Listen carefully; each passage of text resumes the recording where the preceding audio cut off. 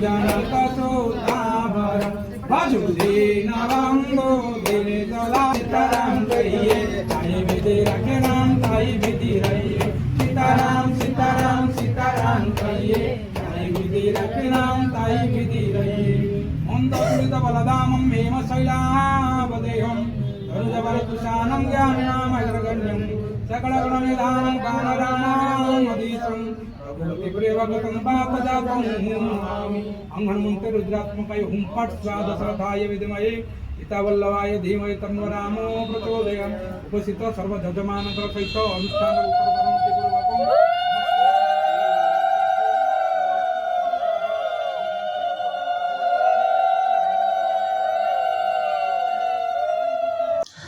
जय सीताराम जय हनुमान।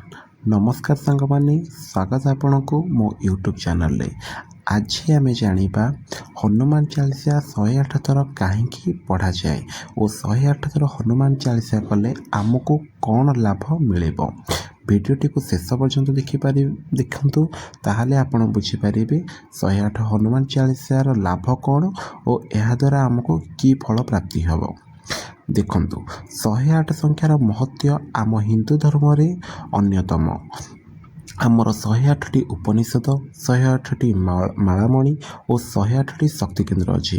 तेणु 108 महत्व आम हिंदू संस्कृति रे भारतीय संस्कृति रे पवित्र। से 108 थर मंत्र जप कले मंत्रटी सिद्ध होता है और मनर आत्मा शांति होगा सहित मनर सब मनस्कामना पूर्ण होता है। एबे जानिबा हनुमान चालीसा 108 थर पढ़िबार लाभ कौन।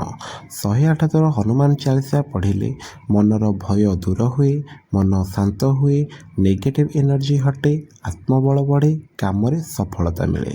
भक्ति सहित कले भगवान हनुमान निश्चय कृपा करती और मनर सब मनस्कामना निश्चय पूर्ण करती। केबे एवं किपरि पढ़िबे सर्वश्रेष्ठ समय आपण हनुमान चालीसा सकाळ ब्रह्म मुहूर्त रे पढ़िबा आवश्यक और यह मंगलवार और शनिवार हेले यार ठीक भाव यह मन प्राप्ति हुए। चाहिए आपण प्रतिदिन मध्य पाठ कले निहाती यार शुभ फल प्रदान हुए। किपरि पढ़िबे स्नान करंतु, सफा स्थान रे बसंतु, हनुमान जी को फोटो आगे दीप जलांतु।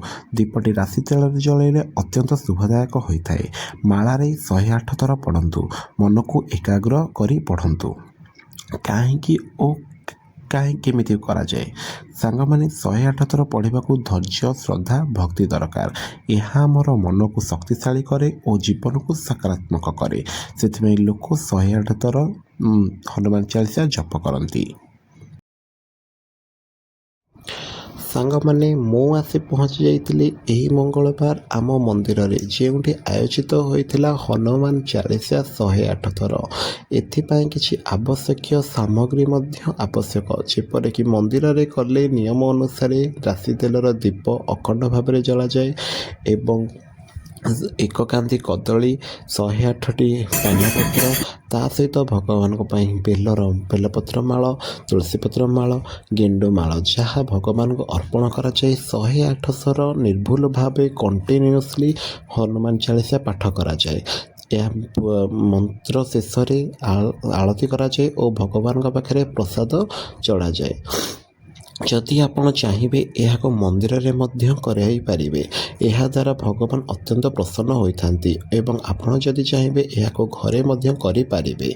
मन रे भक्ति थिले भगवान निश्चय ग्रहण करिवे एवं मनर सबो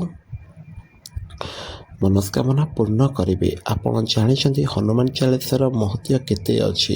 यह आम मनर समस्त भय दूर करे और असंभव काम को संभव करे। हनुमान जी होउछंती कलिजुगर प्रत्यक्ष देवता। तेणु आपण कले यह मनर सब मनस्कामना निश्चिंत पूर्ण हेबो। आपण को यही भिडियोटी किपरि लागिला निश्चय जणाइबे और एहीपरि जदि भिडियो देखा चाहूँगी तेबे मो चैनल को निहाती सब्सक्राइब करेंगे, कमेंट करेंगे और भिडियोटी को लाइक करेंगे।